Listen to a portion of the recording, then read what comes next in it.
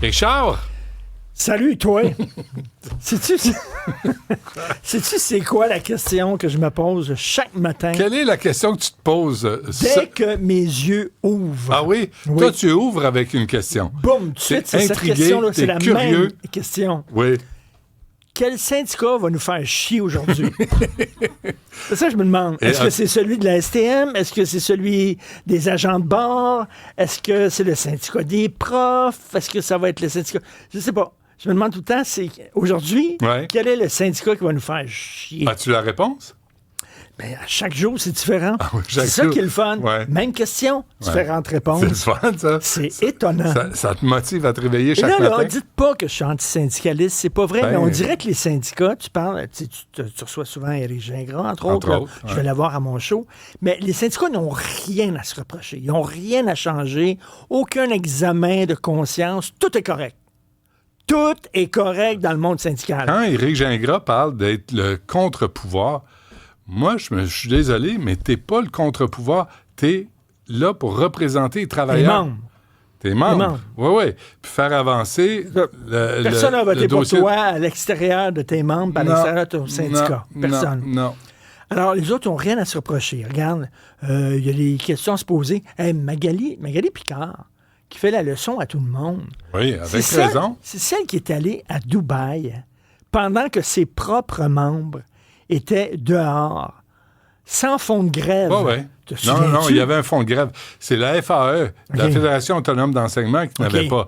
Et qui a pris de l'argent là, qui donne ça à le petit ami de Justin pour aller devant les tribunaux pour contester la loi 21. OK, mais elle avait quand même levé les feuilles puis est allée à Dubaï sous prétexte d'une conférence. Mais pas juste ça. Souviens-toi qu'elle, Magali Picard, a fermé les yeux sur toute la gang de la FTQ Construction qui sont payés des pick-up, qui sont payés du lagavulin, puis des drinks, puis des repas de luxe. Bernard Gauthier me disait, eux autres, ils se payent des pick-up. Il dit, nous autres, à Côte-Nord, on les a jamais vus en 2 ans ou 3 ans. Il dit, à quoi ils servent, les pick-up? Sûrement pas pour aller sur les chantiers. Puis là, le gouvernement a dit, la démocratie syndicale, elle pourrait peut-être être mieux. On sait, tu es allé au cégep, ou tu as quitté, toi, je pense, Moi, j'ai réussi. Après secondaire 5, c'était fini. Secondaire 5, j'étais épuisé. Même secondaire 3. Je comprenais plus rien, de toute façon. Mais tu sais, on sait c'est quoi la démocratie étudiante, par exemple. C'est qu'une gang de coin-coin, ils parlent pendant 3 heures. Ouais. Puis là, quand c'est le temps de voter, évidemment, les étudiants qui ont autre chose à faire, il n'en reste plus. C'est rien que les crinqués qui restent. C'est la même affaire des syndicats. Mais la FAE, là... Ils votent super tard le soir parce qu'ils s'agencent. Mélanie Hubert, qui prétend que ses membres se sont prononcés sur la laïcité, c'est faux.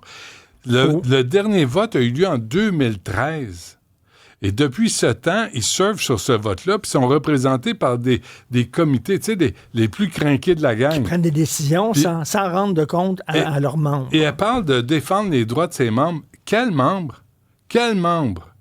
Moi, je veux savoir, as-tu un exemple concret là, de quelqu'un qui a perdu sa job? Puis c'est pas la loi 21 qui fait en sorte qu'une dame ne peut pas enseigner.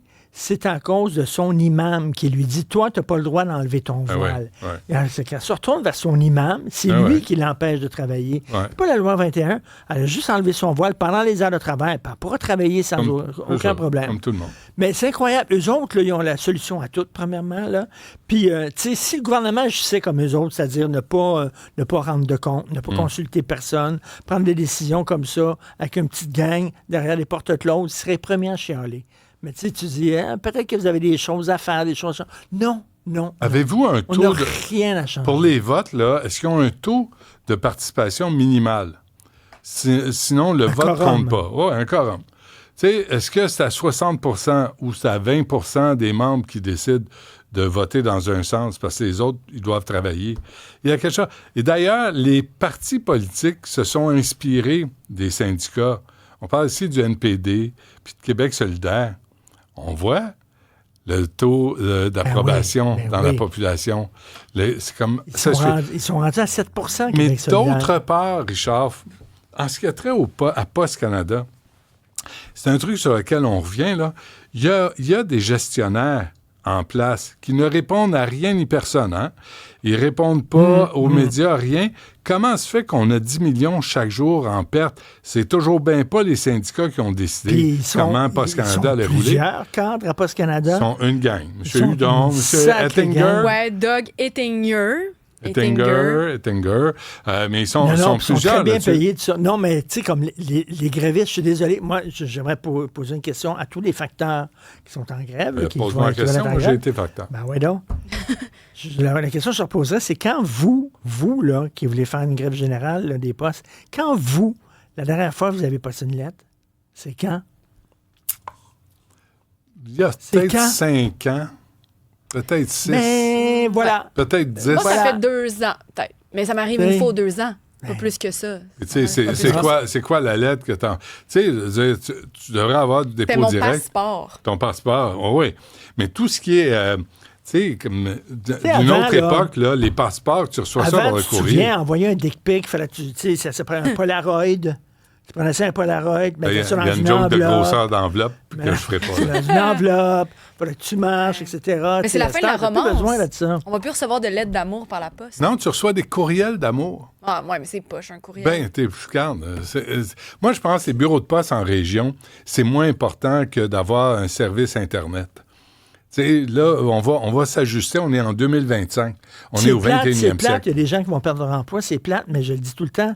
Quand l'électricité est arrivée, les allumeurs de réverbères ont perdu leur job. C'est ça. Il y a des métiers qui disparaissent avec le temps, avec la technologie. Samedi, je suis allé voir l'opéra. Puis? L'opéra. As-tu bien dormi? Pendant?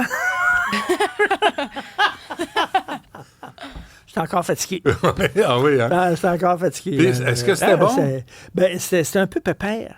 L'opéra? Un peu. Ah oui, c'est des personnes âgées qui vont là. Non, mais les costumes, puis les décors, puis tout ça, là, tu sais, c'est... Non, mais... C'est très traditionnel, encore. C'est le fun de reniper un peu. Comme dit le critique du Devoir aujourd'hui, fort justement, c'était Don Giovanni, je suis allé voir.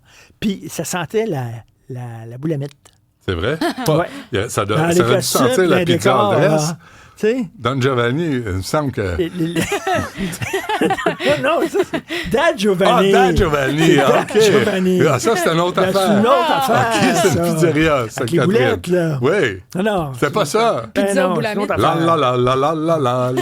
C'est pas vraiment ça. Non, pas ça. Mais même Fanfreluche avait des costumes qui étaient plus fun que ça. Ah oui, hein? Ah oui. Ouais. Qu'est-ce que je suis allé voir, puis je suis pas resté parce que je capotais.